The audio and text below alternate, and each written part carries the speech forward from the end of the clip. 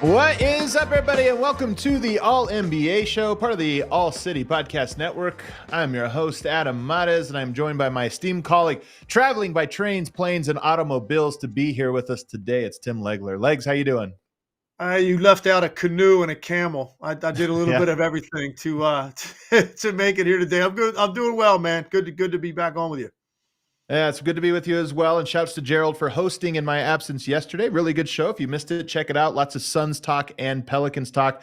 But today, we're going to be going through we're going to try something new today, Legs. We're going to talk about every team in the Western Conference. We'll probably do this again later in the week for every team in the Eastern Conference. But every team, it's the start of a new year, a new calendar year. So let's take inventory about what's going on with the various teams around the Western Conference. But before we get into that, we are presented by DraftKings Fantasy Sports. Check out what DraftKings has to offer this season with promo code ALLNBA, because life's more fun when you're in on the action. DraftKings, the crown is yours. If you have a gambling problem, call 1-800-GAMBLER. Age and eligibility restrictions apply. Void where prohibited. See DraftKings.com for details. Legs, let's go in order of the standings in the Western Conference. And that means we're going to start with the Minnesota Timberwolves, who have been very good, obviously, throughout the course of the year. Number one in the Western Conference. Top defense, but their offense hasn't been great. They have lost. They are coming off of a loss to the Knicks. They're 19th in offensive rating, fifth best offense in the clutch, randomly enough. But the question with the Timberwolves now, we know they're a championship caliber defense. Are they a championship caliber offense? Oh man, this is a tough one because I think, you look at what they're doing and it's when they get lit up, which doesn't happen very often. There have been some teams that put up a pretty good number on them this year. The Timberwolves lose those games. Like, they're not going to win the big shootout games. And you see a lot of that in the league, Adam, right? We see that every night. Right. There's teams that are going to win games. Even teams that we think can win a championship, they'll win those 133, 128 games. Like, Minnesota's not winning those kinds of games. When they give up a big number, like north of 120, that they're going to have a hard time keeping up with that. But fortunately for them, it doesn't happen very often because their defense is so good. So I think it's borderline. I think really what it's going to come down to is what I worry about for them is not so much in a regular season. I worry about what happens to them when you get into a 7-game series with a really good team, which pretty much anybody in the West that gets into a 7-game series is going to be a dangerous team, because you even look at who that could be coming in the 6, 7, 8 spots right out of the play-in. Like, who could be in those spots? You're talking about very dangerous teams. And the adjustments that you can make within a series, okay, to make it, to be able to operate against them a little bit better offensively, or to really limit them defensively, or be able to come up with a way to get one of those bigs off the floor because they're having a hard time guarding the three-point line. Like, the adjustments game to game within a series against a good team, that's when you might see some of their offensive weakness play out and become a problem for them. I don't think you're going to see it manifest itself too often in the regular season because very few teams will get to that number against them. They're that good defensively. The playoffs will be a different animal because of, coaching comes into it in a big way. I'm talking about opposing coaching, and there's some really good ones they'll be going up against. And then just adjustments game to game and how you can start to figure out ways to attack them, figure out ways to not let them play to their strength. That's when I think it may be a little bit more of an issue.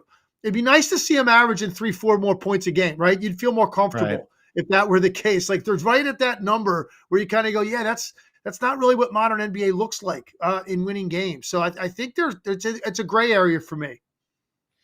And if you look, a weird thing about their roster, their leading scorer is Anthony Edwards, 26 a game. Karl Anthony Towns behind him, 21 a game. Their third leading scorer is Rudy Gobert. And then behind him, Naz Reid.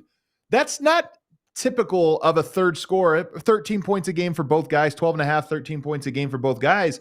And I just wonder if you think they need another creator / scorer, because you look around, it's not going to be Mike Conley, maybe Jaden McDaniels you expect, Kyle Anderson, Nickeil Alexander-Walker. Those aren't volume scorers. Those aren't guys that are going to get you out of a pickle if you have foul trouble to one of your top two guys, or if somebody's really shutting down one of your top two guys. I don't know if they have a third guy that can break, that in a playoff series. Do you think they need a third scorer?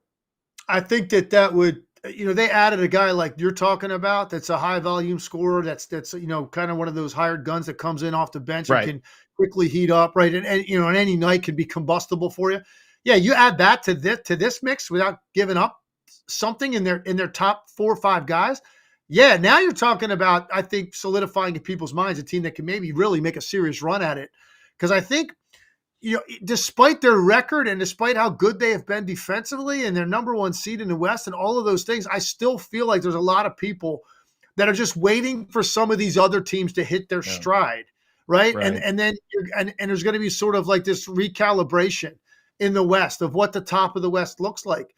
If you added a guy like that, maybe there would be less doubt about them, regardless of what teams like Phoenix and the Clippers and the Lakers, like Warriors, like these teams that are kind of juggernaut franchises with the talent they have, sort of lurking in the wings. You won't worry as much about that if they had a guy like you're talking about. You might, I love that you said hired gun, because that's really what we're talking about. It's not a well-rounded, you don't necessarily need, that's hard to find. It's, can you just find a guy that comes in and all of a sudden other teams have to think about this guy, he heats up really, really quickly, so we got to watch for him. The guy, of course, I've always thought about is Bones Highland, who Tim Conley drafted in Denver 2 years ago and who could be had for cheap. He's a guy that if he came in and played regular backup point guard minutes, would he be the third leading scorer? He's a microwave scorer. So that's my big question for them. Let's go to Oklahoma City. Oklahoma City, man, has been maybe the story of the year. They were a cute story for a while there. Look how good this team is. They're kind of hanging around. They beat Denver twice in the last 10 games. They really don't have a bad loss on their schedule at all. You go through all of the losses that they have, playoff teams. They went through a tough part of their path. They beat Minnesota. They've had some big wins. They play Boston tonight. What a measuring stick that game that will be for them. But my question for them is, can they survive January? Because as much as they have been impressive all year, their January is tough. They have 5 back-to-backs. They're the only team in the NBA that has 5 back-to-backs in January, and they have 11 road games. So I think it's dumb, Legs, to ask if they're for real. They're definitely for real in terms of they're going to win a lot of games. But are they this real, 22-9, or 5 back-to-backs and 11 road games in 1 month? Is this where they kind of level out a little bit? I think they're legit. And first, before we go there, last time I talked to you, because you missed the one show and we had the weekend and the holiday. Yeah. So right before they played Denver, that's the last show we did. Just give me a Reader Digest version of what you saw that night, because they smacked them. They smacked Denver in the head, and I mean, really controlled that game. So what were your impressions? My impressions were that when Denver played them the first time and beat them by 30 points, they were able to contain Jalen Williams and Shai Gilgeous-Alexander. They had no answer for those two guys in this last one. Shai went whenever he won on the court. And so I look at that and I go, you have KCP, Kentavious Caldwell-Pope. He's been good against him in the past. You've got Peyton Watson and Christian Brown, guys you think you could throw bodies at him, but Shai looked like he was unguarded in that game. So my impression was Shai in particular just is a guy that I thought Denver maybe has a little bit of a matchup for, who now I look at it and go, I don't think that there's a real matchup. So, I was very impressed with what they did. This team to me is legit, man. They're real. I'm not going to put anything past them. And one of the great things about them that I love is they're still, as they're winning games, the growth curve is still so big for these guys, even this year. Yep. We're only a couple months into the season. I mean, you got how many more, 50 more regular season games with really young players just continuing to gain more confidence, and the continuity that they have in flow and role acceptance and the way that they play. I was thinking about this and looking at the entire Western Conference, and outside of Denver's, because, what they accomplished a year ago, and that's just those 5 guys, the way they operate together, they figured it out. Yeah. I don't know that there's another starting five in the Western Conference that I like more than theirs. I agree. Right? I mean, it's just everybody plays efficiently. You know, you look at Holmgren and Jalen Williams. These are two guys that are primarily, like, you thought, defensive impact guys initially, and then eventually maybe they become good offensive players. Man, they're giving you 35 a night between the two of them, and they're both shooting basically 50, 40, 80 splits. They're so comfortable in what they're doing around this star offensive player in Shai Gilgeous-Alexander. Then you got Gideon and Luguentz Dort kind of round that out. And then you got guys coming off the bench that serve a very specific purpose. I really don't know that outside of Denver, there's a starting five that I like better with the way they play together than Oklahoma City's. And that's why I don't think they're going anywhere. Yeah. Speaking of Denver, they are up next. You mentioned that game with OKC. It should be noted that game was without Aaron Gordon. I think if you look at where is OKC the most vulnerable, it's inside. You know, do they have the size? In Denver, you take away Aaron Gordon, they're a little small. But nonetheless, I mean, Oklahoma City just smacked them in their building, which doesn't happen very often. Denver, though, my question is, how good can Peyton Watson be? And I've been texting you about Peyton Watson all year because I'm just so fascinated by this guy. I can't quite – I think he like has a tremendous upside. But players that are basically rookies trying to be on a contending team, that's such a tough like needle to thread. And my thing is, the Nuggets have a starting five that we know. Those guys are champion caliber starting five. Christian Brown, Reggie Jackson, I think those are playoff rotation, 10, 15 minutes in a playoff series. I think you're fine. But you need one more guy. Peyton Watson represents that to me. But one thing that Oklahoma City did in that matchup was just not guard him. And I think a lot of teams are going to not guard him and dare him, make him the weak link on offense. So how good, from what you've seen, I know you've only seen him a handful of times, how good could Peyton Watson be? And if your championship hopes hinge on him playing in most playoff games, 10 to 15 minutes, is that a real danger for you if you're Denver? Yeah, I think Peyton Watson's got a really bright future, and I think he's a guy that I really like going forward in the big picture. This year specifically, for a playoff run through 3 series, are you going to get what you were getting out of Bruce Brown? You're not. Right. Not this year. Now, he has splashy moments, but here's the thing that's interesting about role players on really good teams. 6 or 8 points for the Denver Nuggets on a given night is so much more impactful than like 16 out of a young player on the Spurs, right? Right. You're not noticing it as much. So the production level in terms of raw numbers doesn't have to be great. But when I look at the comparison to what they had a year ago, it's just that utility knife all around could get it in any number of ways from one guy. Right. They're missing that. Like you have to get a combination of it now out of Brown and out of Peyton Watson, and maybe Strother has a couple of moments in the postseason because he can really score. And maybe on a given night, you need that. He gives you a little bit of a burst. So it's almost like this collective effort to give you what some of the things you were getting out of one guy a year ago. So I don't know that the impact's going to be super heavy like this year. I don't know if there'll be that much growth between now and the time you get to mid-April, but I think the bigger picture with him is very bright. Bruce Brown last year in the playoffs had 2 20-point games. He had a 25-point game against Phoenix in a win. He had a 21-point game in the finals against Miami in a win. He only scored in single figures 5 times. So to what you're talking about, I think Reggie Jackson is the guy. If you said somebody off the bench scored 25 points, Reggie Jackson's the only guy I can even picture doing that because sometimes he gets really hot and he puts up points. But that consistency, double figures in almost all games, that's the one where you talk about a Peyton Watson. Like I can envision him having big games, but I can't envision him being that consistent, giving you that consistent of offensive production. And that's what you're talking about. The last team here is the Clippers.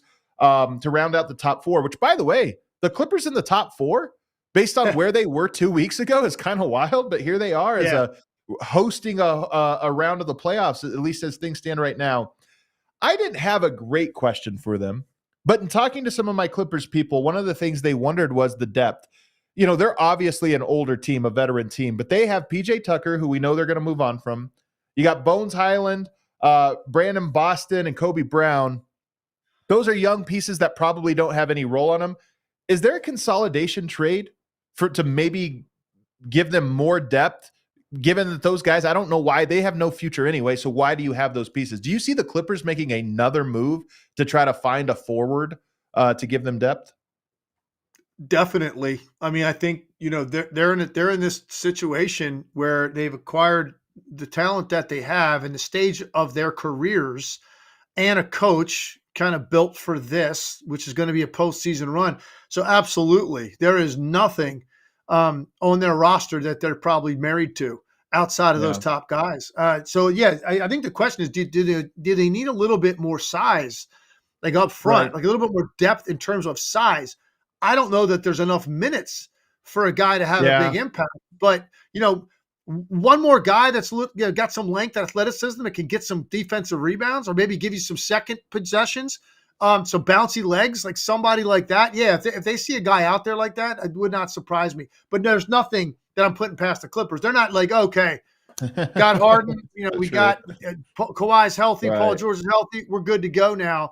Teams like that, man, they can't have enough security and enough depth. So they're definitely scouring as we speak. They're looking and thinking about that. And they've played Amir Coffey a lot lately, who I'm kind of surprised. Like he's the guy that, do they need him in a playoff series? You're counting on him. I don't know. So maybe they see an upgrade to be had there. That would be where I would go with it. And obviously PJ Tucker was a guy they planned on having in their rotation who has not. It should be noted, Mason Plumlee, I think he's set to return here pretty soon. They've had Daniel Tice, so maybe they get bigger just by going to their center.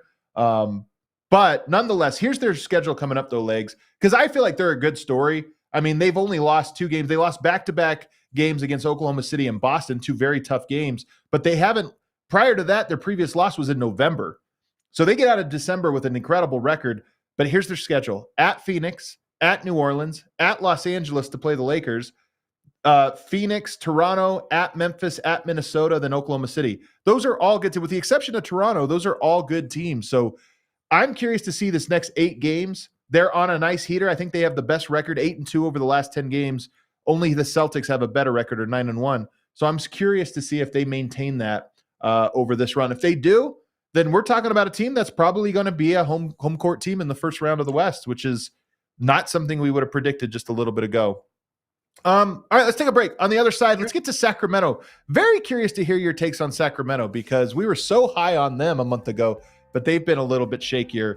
So we're going to get to them, as well as New Orleans, Dallas, Phoenix, Houston, and the Lakers on the other side of this break. But first, new year, guys. Get in on the action with DraftKings Sportsbook. We've got the Super Bowl that's not too far away, one of the best gambling days of the year. We're only a couple months away from March Madness, another one of the first weekend of March Madness, one of the best gambling days of the year. We've got the national title game all set. You can bet on that one. And right now, if you bet just $5, you can win $150 instantly in bonus bets, no matter whether you win or whether you lose. That's available right now on the DraftKings Sportsbook app. You download it, use promo code ALLNBA, and you bet $5, and you get that automatic no sweat bet where you win $150 instantly. Download the DraftKings Sportsbook app now and use promo code ALLNBA. New customers get $150 instantly in bonus bets for betting just $5 on basketball. Only at DraftKings Sportsbook with code ALLNBA. The crown is yours. If you have a gambling problem, call 1-800-GAMBLER or visit www.1800gambler.net. In New York, call 877-8-HOPE-NY or text HOPE-NY. That's 467-369. In Connecticut, help is available for problem gambling. Call 888-789-7777 or visit ccpg.org. Please play responsibly. On behalf of Boot Hill Casino and Resort in Kansas, 21 older, age varies by jurisdiction, void in Ontario. Bonus bets expire 168 hours after issuance. See dkng.com/basketball for eligibility and deposit restrictions, terms, and responsible gaming resources. The most interesting team when I was putting this together, at least the most interesting one for me, was the Sacramento Kings, because in my mind, Legs, Sacramento's been having a tough go. We were talking about them. Are they different from last year? This team has leveled up. But over the last little bit, they've lost 3 of their last 6. They don't really have any bad losses until they lost to Portland the other day. That was a bad loss. That's their first black mark on their resume so far this season.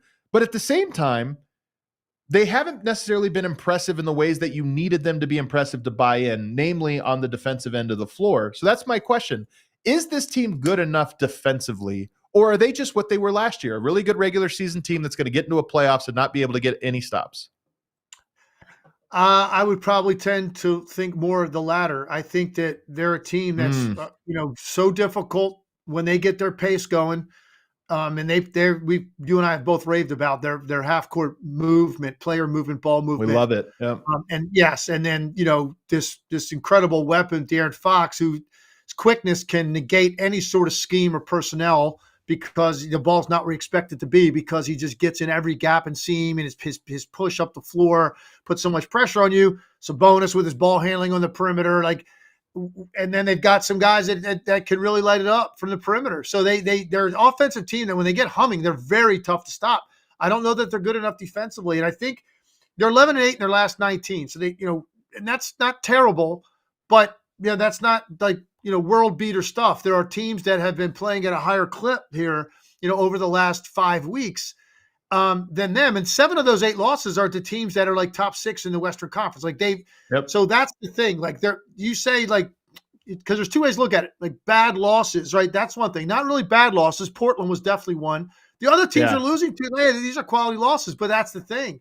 And they have a few wins sprinkled out of those 11 against, a couple against Phoenix when Phoenix really wasn't figured out yet anything at all. They beat Denver, I think, at some point in that stretch. Yep. But then they've got some Memphises and Atlantas and Washingtons, right, scribbled in there, and Utah, scribbled in there as well. So it's that's what you want to know. Can they step into the ring, go toe-to-toe with the real heavyweights and do what you have to do defensively when you're going to need to do it in those games? I think that's a legitimate question mark about them. They have a 4-game homestand coming up with all winnable games. New Orleans and Orlando are in those, so it's going to be tough. But after that, Legs, they are on the road for the rest of the month. In fact, they are on the road until February. They have 2 home games sprinkled in the middle of the month, but that sandwiches a 5-game and a 7-game road trip. So January, I think, will be sort of a leveling month for them, but they're going to have to get stops. They're just going to have to go out and beat some team that scores, and they're going to have to get stops en route to do it. New Orleans. Now, this one, I had to text with my buddy Christian Clark, who does a great job of covering the New Orleans Pelicans. They have a little bit of a feel-good momentum going right now, despite the fact that their starting lineup has been so terrible. I think their starting lineup over the last 15 games, not a small sample size, has been, let me see, -6.5. No, this is the last 10 games. -6.5, their starting lineup. CJ McCollum, Brandon Ingram, Zion Williamson, Jonas Valanciunas, and Herb Jones. That sounds like a great starting lineup, and they've been winning a lot of games, but they've had to recover from their starting lineup. When you win games, is it possible to have a bad starting lineup but a good team? Because that's what New Orleans has had lately.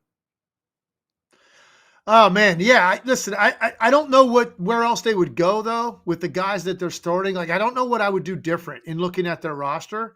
So it's Trey Murphy would be the one guy. If you swapped Herb Jones for Trey Murphy, who's obviously not the defender that Herb Jones is, but he's a good defender, but he's a much better offensive player. That would be the only move I can envision.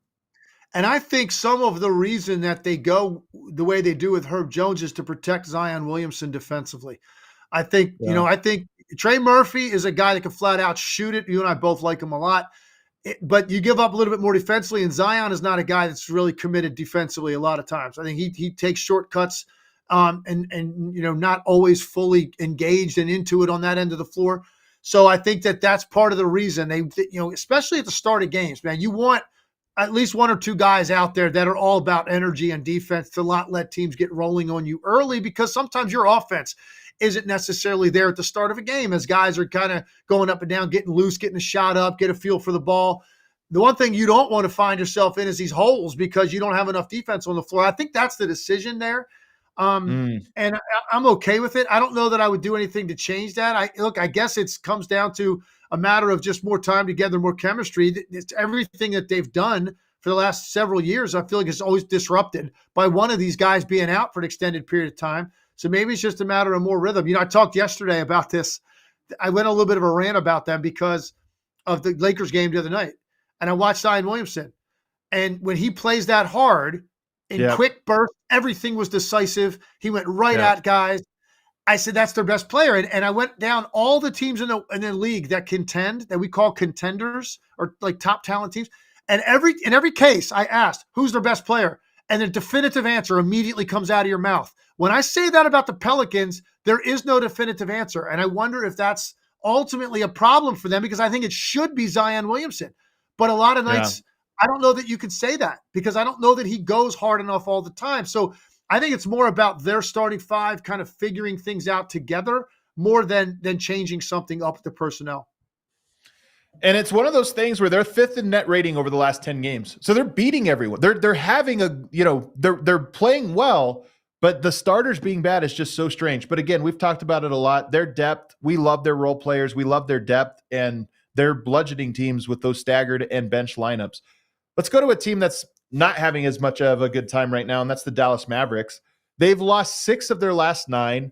And here's a crazy one. Over the last 15 games, they have a minus 15 net rating with Grant Williams. He was their big acquisition this offseason. And at the moment, every time he's on the court, they're hemorrhaging. Now, part of this is just bad play from Grant Williams, but part of this is you look at some of his numbers on a per 36 basis, it's kind of in line. Percentages, attempts, everything is kind of in line. So is he just a bad fit? What do you think is going on with Grant Williams? And that's my question. Is he a bad fit with them? Yeah, I thought I know you and I talked about this before the season. I thought that was going to be a more significant impact for them. I've always been, I've admired his defense. He cares about that end. He's versatile. He gives his body up a lot on penetration. He's willing to take contact and kind of clog the lane. And he's always been a, good spot up, catch and shoot 3-point shooter. And I thought playing off of a guy like Luka, that's got to be a dream for him, because you don't have a whole lot of responsibility offensively. Just toe it up and wait, and he'll get you the ball. And when he passes it to you, he expects you to shoot it. So I thought that kind of simplified things for Grant Williams. And he just doesn't get a lot of shots up. It's not even necessarily that he's shooting a horrible percentage. He doesn't get a lot of shots. And I think his defensive impact isn't as felt with this group, because in general, they're not a very good defensive team. Yeah. And so when you have one guy that's willing to play a certain way defensively, but that's not really the identity of the team, it can get lost. And I think that's happening with Grant Williams. Some nights when I watch, I'm not noticing him. And I always noticed him in Boston. I felt like he was in the middle of everything when he was on the court, and I'm not noticing him that much in Dallas. So I think it's fair to ask, is he even comfortable? Is he comfortable with his role, with his style of play? Is he comfortable with the way they play defensively based on, the team that he left in Boston and the way they could get after it? So I think that's more of a question for Grant Williams, like what he feels internally.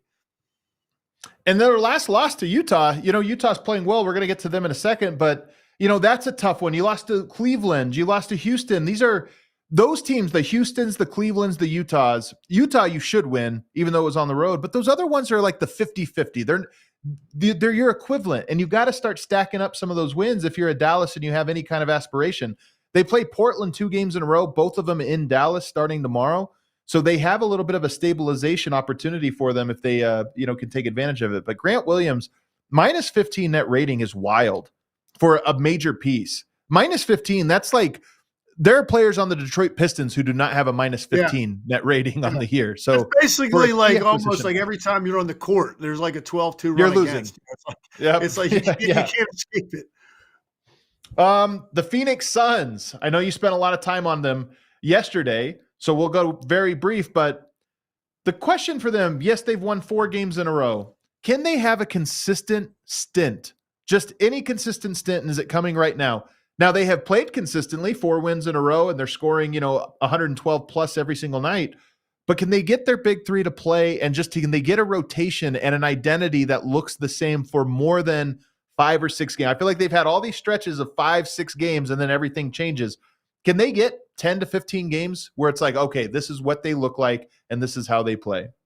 I think so. I was saying yesterday, it's amazing what how energized they've looked since Bradley Beal came back. I hammered Durant about his body language on Christmas Day and that what Luka did to them and the way Durant looked in that game and the frustration and there were questions about the supporting cast. I just thought it was all like lacked leadership. It's amazing. Bradley Beal comes back and it's like now all of a sudden game starts. It looks like it's a party in there. The bench is all standing up, the crowd's up, everybody's bouncing. Anything Bradley Beal does beginning of the game seems to energize them.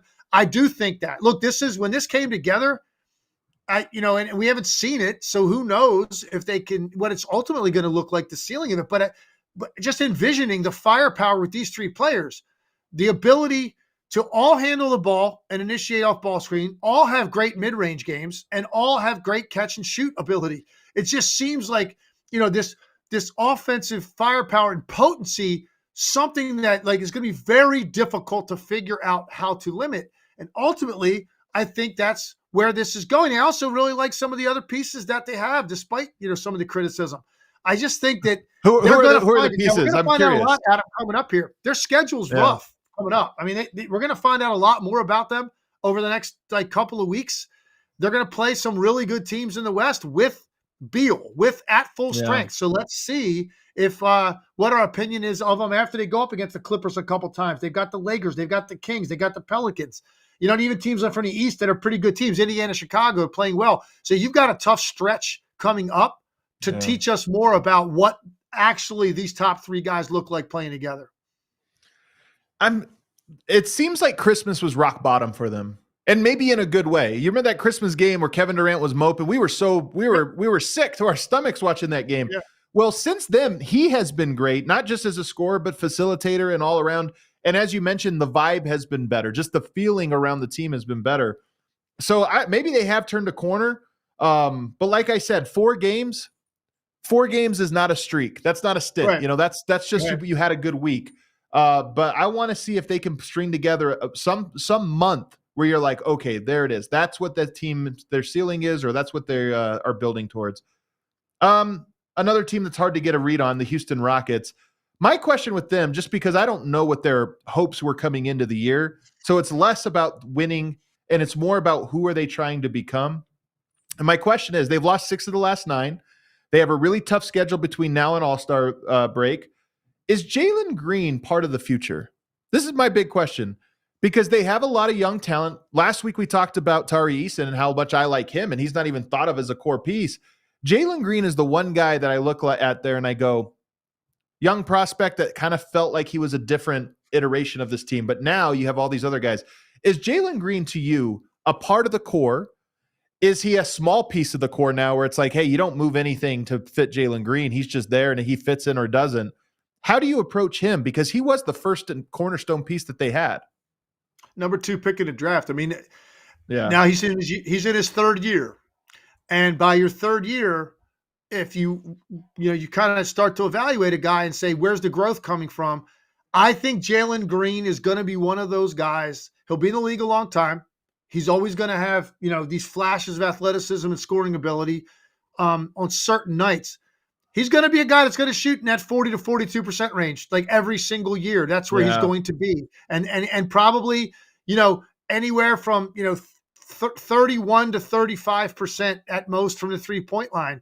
I just don't think he's ever going to be an efficient scorer. I don't think he's necessarily makes great decisions. I think he's more suited to roll off the bench. Sixth man, microwave scorer. We were talking about earlier. Need a hired gun. We talked about having some of that firepower and another creator and a guy that can get his own shot and go score, and then just running with a second unit, kind of just let him just go. I think that's more role suited for him than necessarily on this particular group of guys that start for Houston. I will say this: I think, despite the fact that they've cooled off, I still think they're ahead of the curve when you look at what the expectations were going into the season. I don't think anybody thought the Houston Rockets would be 30-plus games into the season and over 500. I don't think anyone would have taken that bet. And it's the young bigs, and Şengün is legit, and I think they had Van Vliet, who's stabilized them. I don't know that Jalen Green is a guy that kind of takes it to the next place. So, but teams need a guy like Jalen Green too. So I think that's a good point. What's the future there for him when he could have some value, I think, other places in a different role? And that's the tricky part is he's the first guy in, so you start building around him. You treat him like he's a centerpiece. Okay, you're the future. But as other pieces come in and as things evolve, it's like now you're saying, I agree with you. I think he's more of a bench scorer. That's the style of play he wants to be. He's not good enough to be a starter caliber of that. So can you be a bench scorer? But it's very hard. And because I'm with you, that's how I would view him. No longer as a cornerstone piece, but as a very good player that, all right, we can fit you into this role. You're going to get more shots, but you're going to play fewer minutes. And here's what's crazy, Legs. Not my mold of player. In the last 16 games, Jalen Green, I know plus minus it's a team stat and it's messy and it's all this stuff, but sometimes when you have a sample size like this, it means something. He's only been a positive player twice in the last 16 games, or the Rockets have only won the minutes he's on the court twice as a starter, by no less. He was plus 35 in a blowout win against Dallas and plus 20 against the Detroit Pistons. Outside of that, they lost the minutes he was on the court every game, going all the way back to November. That is pretty wild and I think a little damning. Let's go. Last one here, this segment here, the Los Angeles Lakers. This is an easy one for me. Why can't they stabilize? This is the question. I'm saying the question's easy. The answer, I don't know. They come out of the in-season tournament. They're 3-8. They got a couple wins. They talked about that OKC game. It's a must win. We're going to reset, and they get a big win in Oklahoma City. And they started losing again right after that. Anthony Davis is 11th in minutes played. Why is this team so inconsistent? When they won the tournament, and you thought, okay, they should be better than this. Now they're a fringe play-in team. It's head scratching because when they're playing poorly, I mean, they look like a bottom feeder.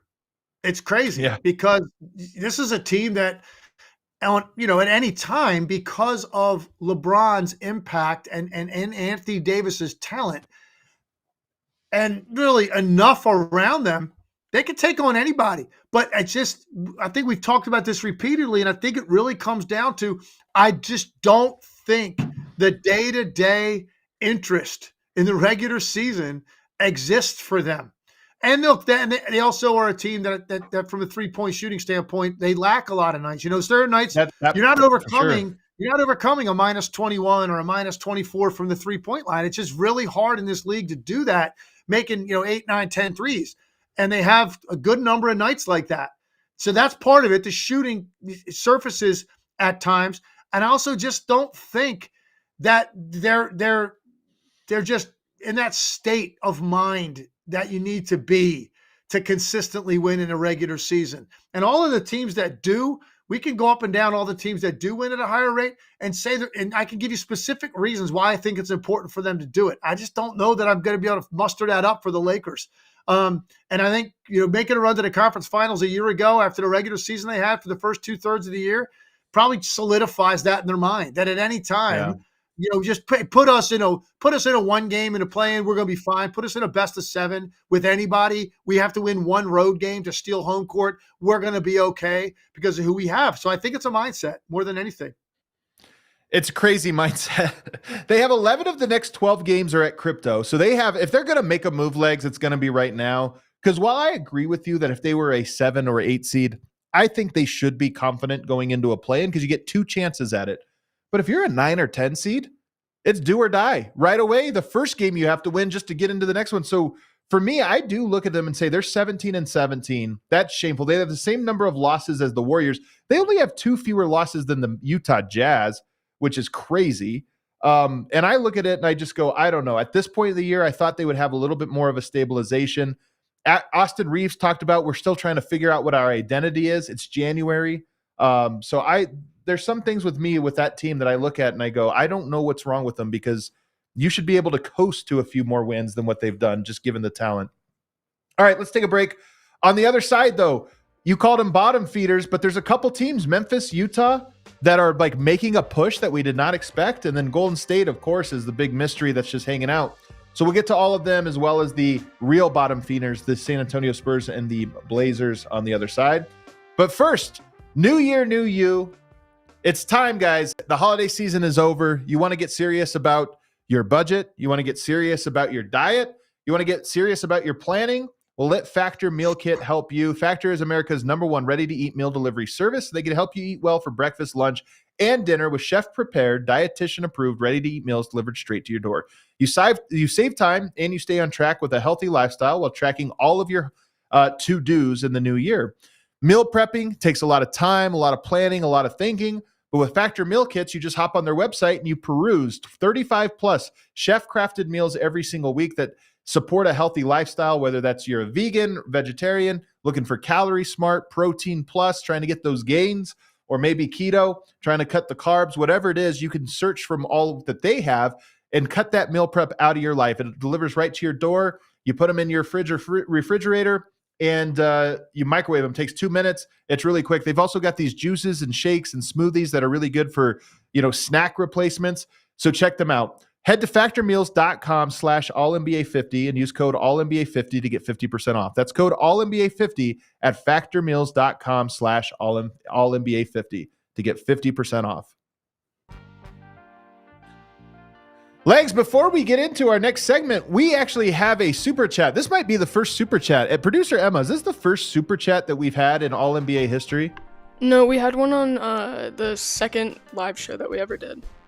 All right, so only the second one, but it comes from Your Highness Charles, and he asks, I know you guys are mostly West Coast, but do you guys know what's going on with my Nets? We have seemed hopeless. I will say this. Legs is East Coast. I'm West Coast. Legs is East Coast. So we balance out, man, to get all of them. But Brooklyn, I think we just put a pin in this, Legs, because I want to do the same thing for the Eastern Conference later in the week, and we can get to Brooklyn. But my only note is play your guys. You had a home loss that maybe if you just play your guys. But do you have something quick on the Nets? Yeah, you know how I feel about that point. I was fuming that day that they took that stance. No, it comes down to this. I don't necessarily love their roster. I think Mikal Bridges is a really good player. I don't necessarily think from a talent standpoint that you've got a team that really can contend with the top teams in the Eastern Conference. Now, look, maybe they're a little bit better than 15 and 18, or is that the record? 15 and 18. Maybe they're 17 and 18, right? Or whatever, 17 and 16, whatever it may be. That's about where they're at. They're a slightly better than 500 team or slightly below 500 team. And when you look at the teams that they're trying to climb and catch in the Eastern Conference, I just think their top talent is just better. And in the case of the top teams, their depth is significantly better.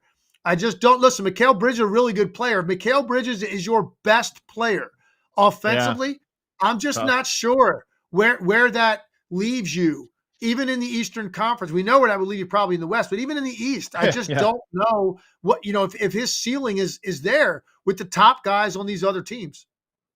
And they lost to the Wizards the other day, so really, really down bad. But we'll do a deeper dive into them later on in the week. Let's get back to the West here as we round out the bottom 5 teams, the teams on the outside of the play-in at the moment. The Warriors, who have lost 3 in a row. Remember, they had that feel-good stretch when Draymond got suspended, and they won 5 games in a row, including over Boston. Well, now they lose to Denver, Miami, and Dallas, all, pretty good teams. My question, they've moved Wiggins to the bench. You're still waiting on Draymond. They're trying out some different guys. Pods has been good. Kuminga's playing better. My just question is, can they still save their season? I know this is the most broad question of all. I like what you've seen out of Kuminga lately. You're getting a little bit more there. Pods is making a big impact there. Pajensky. So, okay, that's 2 players who we had big question marks who are starting to say, okay, they look a little bit better. Is that enough? Is this season still worth saving by the time Draymond gets back? It's going to be hard. I mean, I think a bit this next 5 games actually is going to probably have a lot to do with that. They've got a five game homestand coming up, and they only won, what I would call like elite level team. You got Denver. Orlando's a good team. Pelicans are a good team. Tough. Yeah. They're good teams. But at home, you got to have a pretty good chance to win this. Now they played really well after the Draymond suspension at first, and they were kind of rallying around that. And now they've lost to some good teams, Denver, Miami, and Dallas, like 3 games in a row. So the momentum's going the other way. Klay Thompson looked like he was starting to come out of it. And then, he sort of sinks back into it. And he's, continues to be frustrated. So there just hasn't been enough signs, Adam, that collectively they're coming out of it. You mentioned Kuminga. That's a good one. Steve Kerr said is the best stretch of basketball he's played for the Warriors right now. Good for him. And I agree. Both like him. And that's good. And we're glad to see that. The consistency, maybe the maturity starting to kick in. He's understanding that they're counting on him, and he's showing up every night. That's great. But the wildly inconsistent performances of some of their guys offensively is making this a very difficult thing this deep into the season to think that it's just going to all of a sudden come together. So, when Draymond comes back, whenever that may be, by the way, we don't even know when that's going to be. Will they be too buried to really even salvage anything and make a run? I don't know. Look, Curry's always going to give him a chance, and you're going to kind of somewhat believe and you almost wish for it because he's so fun to watch. But it starts to add up when this many things have gone wrong. it seems like an awful lot to get this back on the track. Well, maybe Draymond's close. He was at LeBron James's birthday party over the weekend, so maybe he's doing better. The Utah Jazz. This is one of the crazy stories. They've won 8 of 11 legs. The Utah Jazz, they look like they were a tanking team. What were they building? They've won 8 of 11. Now it's been a soft schedule. They beat the Knicks, they beat Miami, and they beat in Dallas. But they have the 8th best defensive rating over that stretch. Chris Dunn has come into the starting lineup with some injuries. Olynyk and Fontecchio have been playing really well. Walker Kessler off the bench has been blocking everything. So I guess the question is, are they alive for the play-in? We kind of just, with the Lakers and Warriors and Suns all in that play-in range, have eaten up the conversation, but Utah's only 2 games back right now, the 10 seed. Are they a tanking team, or are they now a play-in team? Doesn't look like they're a tanking team anymore, right? Which is crazy because that's what really triggered all of the Lauri Markkanen talk. And is he going to be moved, right? And what teams that are close could add a guy like that and maybe be the tipping point for them? And so when you think that that's the direction they're going in, and then what do? You go out and you win a bunch of games. Who knew? And now all of a sudden, a triple double. Jordan Clarkson triple double. Did you see that? The first one in 16 years for the Utah. First triple-double, I can't remember how long it's been since Utah Jazz had a triple-double player, but it's been a really long time, and Jordan Clarkson got it. So now you look at him and you go, wait a second, and the defense has triggered it because I don't think they've got a great offensive team at all. Markkanen's really consistent, I think, and Clarkson can be explosive, but it's very inconsistent after that.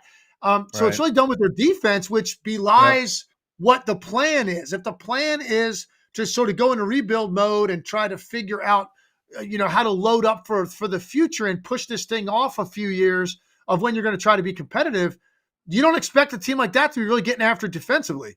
And yet here they are. So yeah, to answer your question, I think very much now you look at them as being in the mix as like a play-in team that they've got hope now. They got some bounce. Let's go to the Memphis Grizzlies here. Now we're at the bottom. There are more interesting questions here. We could talk about Ja Morant and making a run and this or that. But here's the question. This is for the sickos. Their two-way player, Vince Williams Jr., he's playing 28 minutes a game. He's a two-way. He's been really important to what they're doing. And I just look at the Grizzlies and I go, there are more interesting questions about whether or not they can make the playoffs or this or that. But that's a guy that on a two-way roster has been one of their most important players. Is this a piece? And if so, you got to make room for him. They don't have an open spot for him. Have you caught this guy at all? I mean, are you interested in all? Over the last 10 games, he's like their third biggest minute player. Yeah, I'm interested in any player that goes this route and then turns out, you find a way where they just can't take you off the floor, and that's kind of what he's doing for them. They're an interesting. I don't look as far as his story going forward. Who knows? Because this could turn quickly with guys in that situation, and all of a sudden find themselves out of the rotation. So we'll see how that plays out. This was a team that just kind of wanted to just keep their head above water until Ja came back. Clearly, they weren't able to do that. And I said to you when he came back, I'm like, there's still so much season left, and he is so dynamic. He comes back in first game at game winner, and you're like, man, that's how special this guy is. And look, it hasn't been smooth sailing since then. Got sick. They're six back, I believe, six of the 10 spot. That's a lot of ground, man, in a little over half a season. That's going to be difficult. But because of Ja Morant, we're all going to have one eye on that team and see if because they've got enough talent, and they would have had expectations if Ja Morant doesn't get suspended coming into the year. That this is a team that's going to think they're going to contend for top 4 spot in the West. That's how they felt about themselves. So let's see. Can they at any point go on a sustained run? And let's see what happens with Vince Williams, because he all these guys interest me that come in and get an opportunity and then they find a way to stick and play more minutes than you expected. I'm always watching those guys. They play the Lakers 3 more times this year, and they play the Warriors 3 more times. If you're trying to make the playoffs, you got to go 6-0 in that route, because those are the teams ahead of you. And that takes a big bite out of it if you're able to do that. The 2 bottom teams, the Blazers, I was reaching out to some of my Blazers media guys and just asking them, and what are Simon, Scoot, and Sharp? You've got 3 guards. If you look at the youth on this roster, they're all guards. Figuring out who you build around. I don't know if you build around all three of them. You don't have to make this decision anytime soon. But I do wonder what combination of those two guys are the two, is the combo. They're all completely different, like different molds of players. What do you make of those three, and kind of who do you like there, and what is the combo that you're kind of most intrigued by? Well, I will say, based on what I knew about him and saw of him coming into the draft, I'm very disappointed with what I've seen out of Scoot Henderson to this point. You don't make up your mind on anybody and close the book on anybody this early, clearly. But I didn't expect this. I just thought he had can't miss talent. And maybe eventually that'll come to the fore. But right now, I mean, Anthony Simons and Sharp are light years ahead of him in terms of just consistent production at a really high level. I think he's just very much trying to find his way. And the biggest thing is, like, I just thought he was going to be able to shoot the ball at a higher rate because of his athletic ability to get space. And I know he's not a pure shooter, but the way that he plays in this league, the way that it's set up, it's made for guys like Scoot Henderson now to have success. And he has really struggled, man. He's really struggled. Some of it might be confidence. Some of it might be just, he's pressing.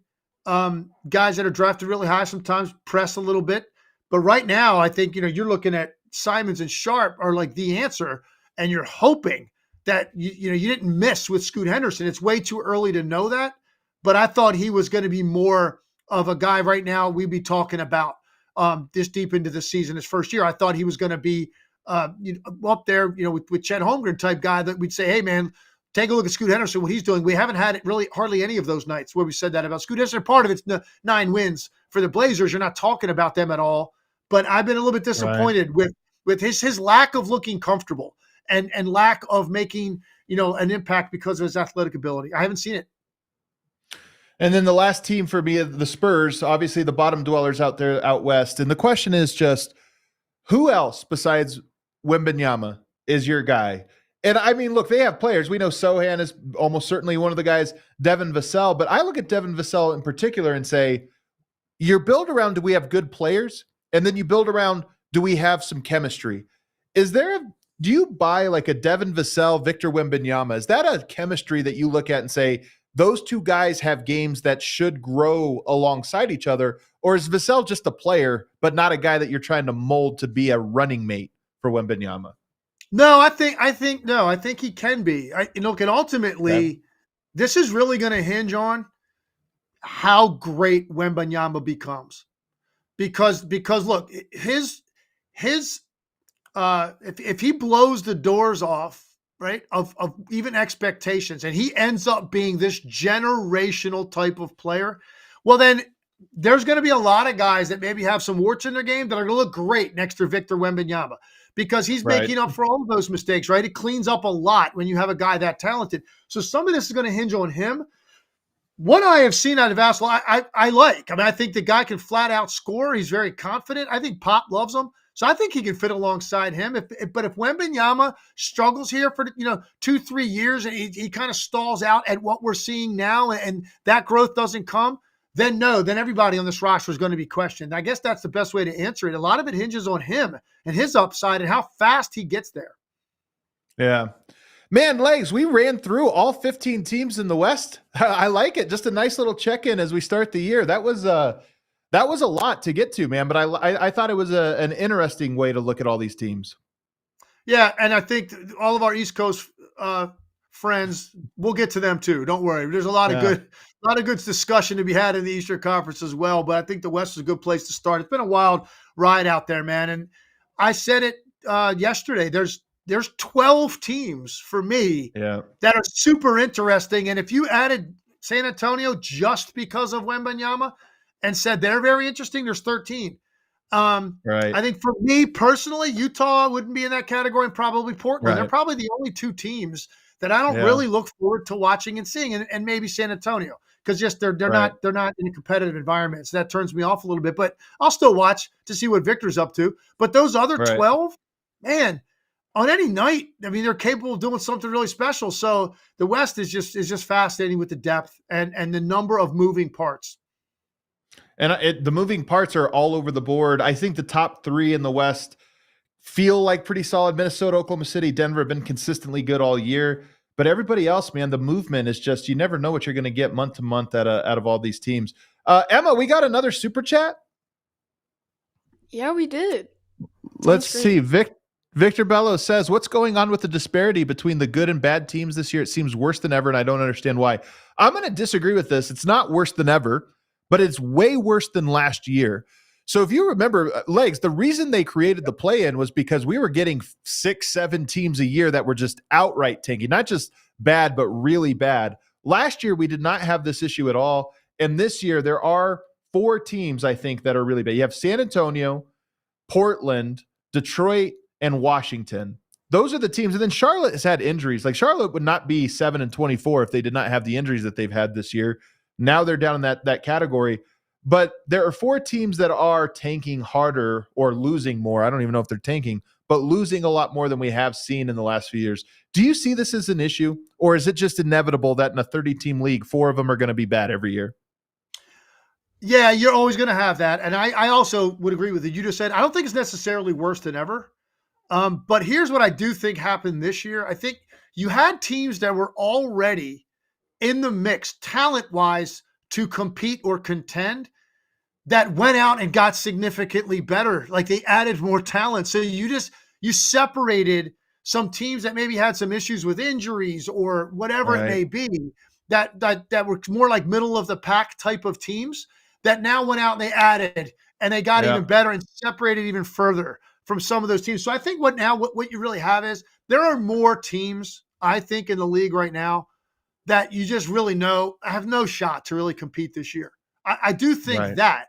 I don't necessarily think it's worse than ever, but I do think it's worse maybe than it's been in the last few years with the haves and have-nots. There's been a little bit more separation here, I think, in the last few years, but there's definitely not worse than it's ever been.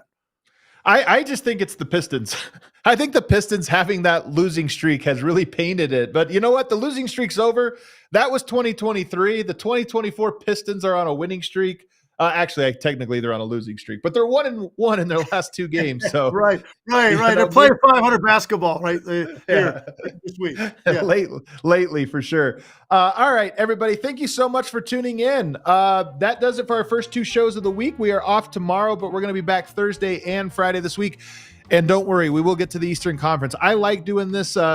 We do deep dives a lot on the show, but it is nice to just check in with a lot of teams and kind of go in that order. So that was today's show. We'll take tomorrow off, and we will be back on Thursday. Do us a favor and hit that like button on the way out. We'll see you guys then.